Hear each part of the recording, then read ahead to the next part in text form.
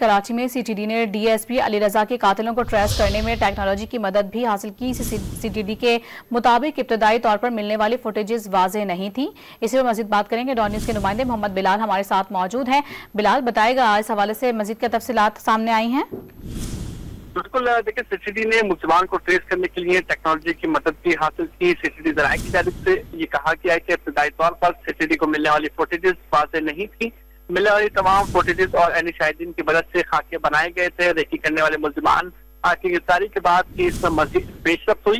गिरफ्तार मुलजमान की जानिब से मंसूबे से मुतालिक बताया गया। कासिम रशीद और उस्मान से मुतालिक तमाम तर मालूमात हासिल की गई। दोनों मुबैना दहशतगर्द वारदात के बाद से फरार थे। हाफिज कासिम रशीद की पहले से मौजूद तस्वीर पर कंप्यूटर की मदद से काम किया गया। मिलने वाली सीसीटीवी फुटेजेस में मुल्जिम कासिम रशीद का हुलिया मैच कर गया था, जिस पर सीसीटीवी की टेक्निकल टीम की जानिब से हाई प्रोफाइल केस पर काम किया गया और मुल्जिमान के ठिकानों का पता चलाया जा सका। जी, बहुत शुक्रिया आपका।